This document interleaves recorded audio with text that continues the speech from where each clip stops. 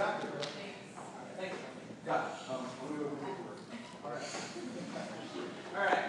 My name is Catherine, but that's Brendan. My name is Kate.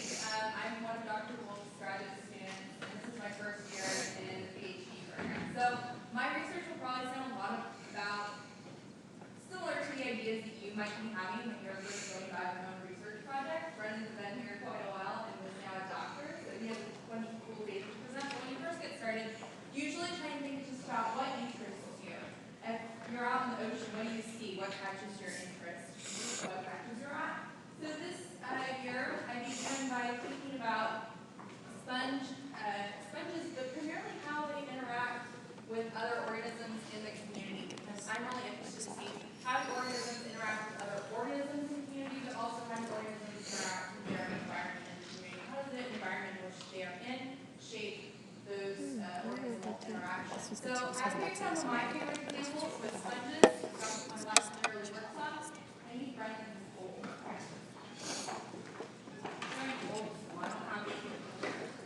That stick is probably older than all of us. It's great. I don't know. I like it. Okay, here we go. So my first favorite ecological interaction with sponges are with predator interactions, specifically these nudibranchs. They're really cool. They often camouflage with their food source. So this red nudibranch is actually eating a red sponge. And then you see this really cute thing next to it. It looks like a little flower. That's its egg casing. So the nudibranch is red, it eats the red sponge, and then it lays red eggs. And that's the sort of predator-prey interaction you see a lot in popcorn. You can also see other predators like the sea star, and so there's that kind of interaction, predator-prey. But then you can also see interactions of sponges with other sponges. And sometimes that can be a beneficial interaction by them living with each other and actually promotes their survival. Or it can be a negative interaction, in which case the two sponges actually decrease each other's survival. One of them might benefit from the interaction, the other one actually suffers loss. And then another thing that our lab has worked on in the past is that this interaction of sponges with their zoanthids. And these are all interactions that you can see with your eye. You can go out in the field and actually observe them. But something that really caught my interest was thinking about what's inside of them. So sponges are porous. They have lots of different tiny canals. And so one thing that captured my interest is what is inside of the sponge. What kind of communities live in the sponge.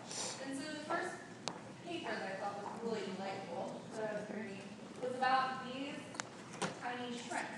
These are eusocial shrimps. And what's really interesting is that they live inside the sponge, but they actually feed on the sponge. They're considered parasitic. So once they inhabit the sponge, they'll start to kind of grab at that tissue and ingest it, and then that's primarily what they eat and feed upon.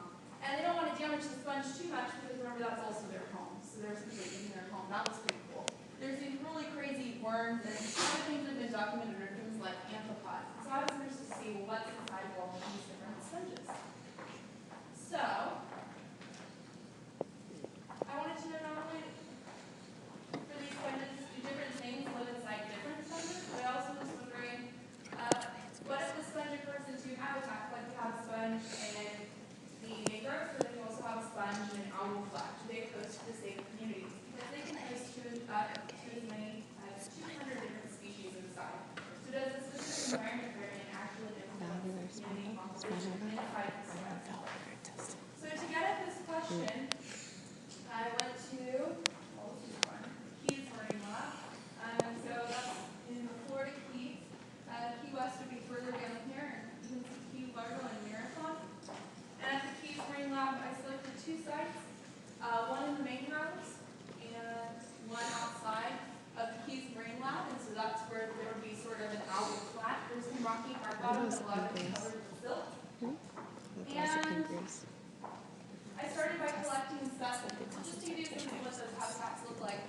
There is a mangrove root community here, and it's really astounding how many different sponge species are on there. So that's a really cool system to start with. I can just go out into the water and start hacking away at the sponge, put it into a little jar, and bring it back to look at what communities live inside. So this is what the procedure would look like. You have to wear gloves. The sponges are very sensitive. They hate when you touch them. As soon as you touch them, they freak out and die. So you sit there like a weird doctor out in the ocean, touching the sponge, cutting it into little pieces, putting it into into a jar and preserving it.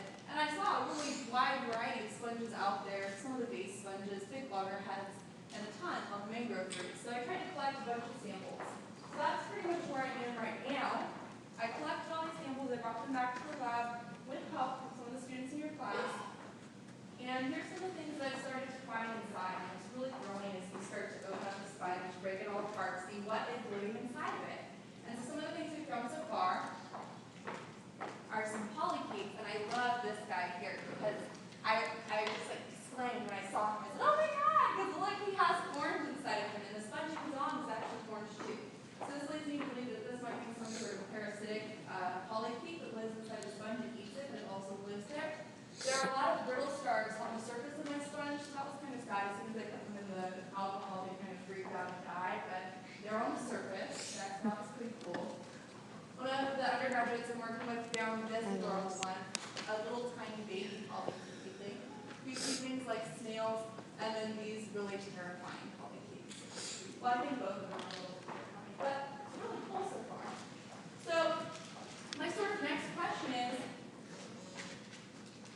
what would happen if, after I figure out what community lives inside that sponge, what would happen then if I took that sample and then actually moved it, something from the mangrove, over into something from the algal plat? Would that change the community that lives inside? And let's like switch that and move everything from the algal plat to the Serena mangrove community. Okay, put the heads over From the data I have so far, I know that the communities are different, so it would be really interesting to see if that same community can rebuild itself and the environment is switched. That pretty much concludes what I have. I have lots of students that think about some of them in this class, and penis thing. It's my bad. schools on my trip too. So basically, I'm taking on my fun trip, and hopefully we draw tons of funny sources today. But for now, thank you guys. Upstairs and look at